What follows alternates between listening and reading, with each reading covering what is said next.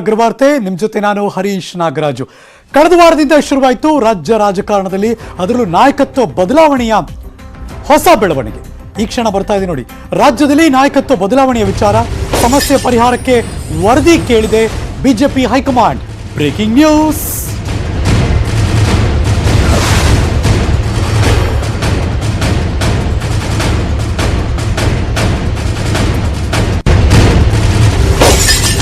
ಎರಡು ಪ್ರತ್ಯೇಕ ವರದಿಯನ್ನು ಕೇಳಿದ್ದಾರೆ ಬಿಜೆಪಿ ಹೈಕಮಾಂಡ್ನವರು. ಭೂಪೇಂದ್ರ ಯಾದವ್ ಮತ್ತು ರಾಜ್ಯ ಉಸ್ತುವಾರಿ ಅರುಣ್ ಸಿಂಗ್ ಅವರಿಬ್ಬರಿಂದ ವರದಿ ಕೇಳಿದ್ದಾರೆ. ಹಿರಿಯ ನಾಯಕರಿಂದ ಮಾಹಿತಿ ಸಂಗ್ರಹಿಸ್ತಾ ಇದ್ದಾರೆ. ಭೂಪೇಂದ್ರ ಯಾದವ್ ಸಚಿವರು, ಶಾಸಕರಿಂದ ಮಾಹಿತಿಯನ್ನು ಸಂಗ್ರಹ ಮಾಡ್ತಾರೆ. ಅರುಣ್ ಸಿಂಗ್ ರಾಜ್ಯ ಉಸ್ತುವಾರಿ, ಅವರಿಬ್ಬರು ಕೂಡ ಮುಂದಿನ ವಾರದೊಳಗೆ ಕಾರ್ಯಪ್ರವೃತ್ತರಾಗಲಿರುವ ಯಾದವ್ ಮತ್ತು ಸಿಂಗ್, ಭೂಪೇಂದ್ರ ಯಾದವ್ ಮತ್ತು ಅರುಣ್ ಕುಮಾರ್ ಸಿಂಗ್ ನಾಯಕತ್ವ ಬದಲಾವಣೆ ಬಗ್ಗೆ ಮಾಹಿತಿಗಳನ್ನು ಸಂಗ್ರಹ ಮಾಡ್ತಾರೆ. ಇಲ್ಲಿನ ಶಾಸಕರ ಅಭಿಪ್ರಾಯಗಳೇನು, ಸಚಿವರ ಅಭಿಪ್ರಾಯಗಳೇನು, ಏನೇನು ಆಗ್ತಾ ಇದೆ, ಏನೇನು ಮಾಡಬೇಕು, ಯಾವುದು ಅತಿ ಶೀಘ್ರದಲ್ಲೇ ಪ್ರಯಾರಿಟಿಯನ್ನು ಅಡ್ರೆಸ್ ಮಾಡಬೇಕು, ಎಲ್ಲವನ್ನು ಕೂಡ ಅನಲೈಸ್ ಮಾಡಿ ಮಾಹಿತಿ ಪಡ್ಕೋತಾರೆ. ಯಾದವ್, ಭೂಪೇಂದ್ರ ಯಾದವ್ ಮತ್ತು ಅರುಣ್ ಕುಮಾರ್ ಸಿಂಗ್ ಯಡಿಯೂರಪ್ಪನವರು ಬದಲಾದರೆ ಏನಾಗುತ್ತೆ ಅಂತ ತಿಳಿಸಿ ಅನ್ನೋ ಮಾತು. ಪರ್ಯಾಯ ನಾಯಕನ ಬಗ್ಗೆಯೂ ಕೂಡ ಮಾಹಿತಿ ಸಂಗ್ರಹ ಮಾಡುವ ಎಲ್ಲ ಸಾಧ್ಯತೆ ಇದೆ. ವರದಿಯನ್ನು ಆಧರಿಸಿ ನಾಯಕತ್ವ ಬದಲಾವಣೆ ಬಗ್ಗೆ ನಿರ್ಧಾರವನ್ನು ಮುಂದಿನ ವಾರದೊಳಗೆ ತೆಗೆದುಕೊಳ್ತಾರೆ ಅನ್ನೋ ಮಾತು.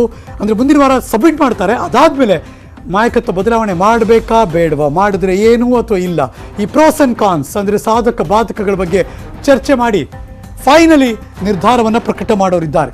ಈ ಎಲ್ಲದರ ಬಗ್ಗೆ ನನ್ನ ಸಹೋದ್ಯೋಗಿ ದೆಹಲಿಯಿಂದ ಧರಣೇಶ್ ಬೂಕನಕೆರೆ ನೇರ ಸಂಪರ್ಕದಲ್ಲಿ ಜಾಯಿನ್ ಆಗ್ತಿದ್ದಾರೆ. Good afternoon Dharanesh. ಸಡನ್ ಆಗಿ ಈ ಪ್ರಕ್ರಿಯೆ ಮುನ್ನೆಲೆಗೆ ಬರ್ತಾ ಇದೆ ಈಗ. ಅಂದರೆ ಇಷ್ಟು ಬೇಗ ಊಹೆ ಮಾಡಿರಕ್ಕಿಲ್ಲ ಯಾರು. ಬಟ್ ಈಗಲೂ ಕೂಡ ಪ್ರಕ್ರಿಯೆ ಶುರುವಾಯಿತು ಅಂದಮೇಲೆ ಬೇಗ ಅಂತೂ ಏನು ಮುಗಿಯೋದಿಲ್ಲ. ಬಟ್ ಅದರ ಆಯಾಮಗಳು ಹೇಗೆಲ್ಲ ಶುರುವಾಗುತ್ತೆ ಧರಣೇಶ್?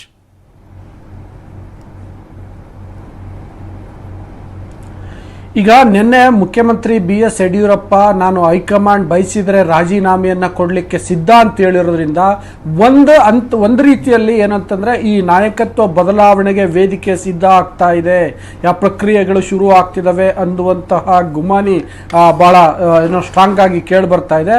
ಮತ್ತು ಅದರ ಪೂರ್ವಕವಾಗಿ ಯಡಿಯೂರಪ್ಪನೇ ಹಂಗೆ ಹೇಳ್ಬಿಟ್ಟಿದ್ದಾರೆ. ಈಗ ಬರ್ತಿರುವಂಥ ಮತ್ತೊಂದು ಮಾಹಿತಿಯ ಪ್ರಕಾರ BJP ಹೈಕಮಾಂಡ್ ಕೂಡ ಈ ಬಗ್ಗೆ ಭಾಳ ಸೀರಿಯಸ್ ಆಗಿದೆ.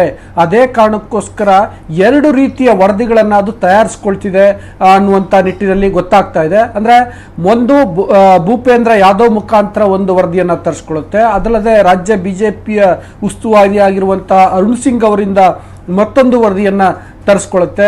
ಭೂಪೇಂದ್ರ ಯಾದವ್ ಅವರು BJPಯ ರಾಷ್ಟ್ರೀಯ ಪ್ರಧಾನ ಕಾರ್ಯದರ್ಶಿ, ಅಮಿತ್ ಶಾ ಅವರ ಕ್ಲೋಸ್ ಹೆಡ್ ಅನ್ನೋ ರೀತಿಯಲ್ಲಿ ಅವರನ್ನ ವ್ಯಾಖ್ಯಾನಿಸಲಾಗ್ತಾ ಇದೆ. ಮತ್ತು ಎಲ್ಲೆಲ್ಲಿ ಸಮಸ್ಯೆ ಆಗುತ್ತೋ BJP, ಅದರಲ್ಲೂ ಕೂಡ ಈ ಪೊಲಿಟಿಕಲಿ ಪ್ರಾಬ್ಲಮ್ ಕ್ರಿಯೇಟ್ ಆಗುತ್ತಲ್ಲ, ಅಲ್ಲೆಲ್ಲ BJP ಈಗ ಭೂಪೇಂದ್ರ ಯಾದವ್ ಅವರನ್ನ ಬಳಸ್ಕೊಳ್ತಿದೆ. ಆ ಕಾರಣಕ್ಕೋಸ್ಕರ ಈಗ ರಾಜ್ಯಕ್ಕೂ ಕೂಡ ಭೂಪೇಂದ್ರ ಯಾದವ್ ಅವರನ್ನ ಕಳಿಸ್ಕೊಡ್ತಾರೆ ಅಂತ ಹೇಳಲಾಗ್ತಾ ಇದೆ. ಹಿಂದೆ ಅರುಣ್ ಜೇಟ್ಲಿ ನಿಭಾಯಿಸ್ತಿದ್ದಂತಹ ಟ್ರಬಲ್ ಶೂಟರ್ ಪಾತ್ರವನ್ನ ಈಗ ಭೂಪೇಂದ್ರ ಯಾದವ್ ನಿಭಾಯಿಸ್ತಾ ಇದ್ದಾರೆ. ಅವರೇ ಈಗ ಖುದ್ದಾಗಿ ರಾಜ್ಯದ ಬಿಕ್ಕಟ್ಟನ್ನ ಬಗೆಹರಿಸಲಿಕ್ಕೆ ಬರ್ತಾರೆ ಅಂತ ಕೂಡ ಹೇಳಲಾಗ್ತಾ ಇದೆ.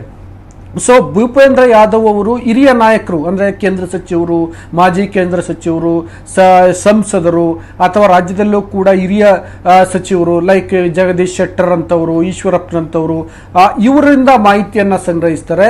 ರಾಜ್ಯ BJP ಉಸ್ತುವಾರಿ ಆಗಿರುವಂತಹ ಅರುಣ್ ಸಿಂಗ್ ಅವರು ಸಚಿವರಿಂದ ಮತ್ತು ಶಾಸಕರಿಂದ ಮಾಹಿತಿಯನ್ನು ಸಂಗ್ರಹಿಸ್ತಾರೆ. ಯಾವ್ಯಾವ ರೀತಿಯಲ್ಲಿ ಮಾಹಿತಿಗಳನ್ನು ಸಂಗ್ರಹಿಸ್ತಾರೆ ಅನ್ನೋದನ್ನು ನಾವು ನೋಡೋದಾದರೆ, ಒಂದು ನಾಯಕತ್ವ ಬದಲಾವಣೆ ಬೇಕಾ ಬೇಡವಾ, ಬದಲಾವಣೆ ಮಾಡೋದಾದರೆ ಅದರಿಂದ ಆಗುವಂತಹ ಸಾಧಕ ಬಾಧಕಗಳು ಏನು, ಅದು ಸೃಷ್ಟಿಸುವಂತಹ ರಾಜಕೀಯ ಸಂಚಲನ ಹೇಗಿರುತ್ತೆ, ಅದನ್ನು ಡೈಜೆಸ್ಟ್ ಮಾಡ್ಕೊಳ್ಳೋದು ಹೇಗೆ, ಮತ್ತು ಎಲ್ಲಕ್ಕಿಂತ ಮುಖ್ಯವಾಗಿ ಪರ್ಯಾಯ ನಾಯಕನನ್ನು ಇಟ್ಕೊಂಡೇ ರಾಜಕೀಯ ಈಗಿರುವಂಥ ನಾಯಕರನ್ನ ಬದಲಾವಣೆಗೆ ಕೈ ಹಾಕಬೇಕಾಗತ್ತೆ.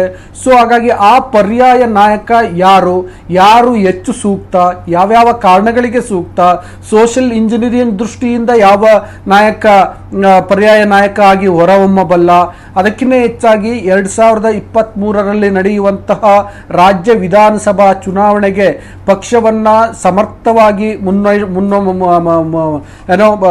ಕೊಂಡೊಯ್ಯಬಲ್ಲಂತ ನಾಯಕ ಯಾರು, ಸರ್ಕಾರ ಮತ್ತು ಪಕ್ಷ ಎರಡೂ ಇಮೇಜ್ಗಳನ್ನ ಮತ್ತೆ ಸರಿದಾರಿಗೆ ತರುವಂತಹ ಸಾಮರ್ಥ್ಯ ಯಾವ ನಾಯಕನಿಗಿದೆ, ಈ ತರದ ಬಹಳಷ್ಟು ಪ್ರಶ್ನೆಗಳಿವೆ.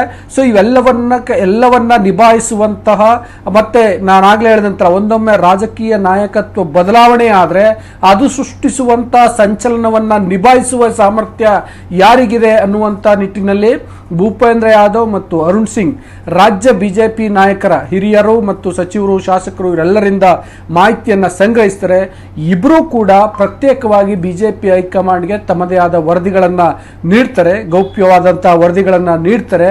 ಆ ವರದಿಯನ್ನ ಆಧರಿಸಿ ಬಿಜೆಪಿಯ ಹೈಕಮಾಂಡ್ ಮುಂದಿನ ಕ್ರಮವನ್ನು ಕೈಗೊಳ್ಳುತ್ತೆ ಅನ್ನುವಂಥ ಮಾಹಿತಿಗಳು ಸದ್ಯಕ್ಕೆ ಲಭ್ಯ ಆಗ್ತಿದ್ದಾವೆ.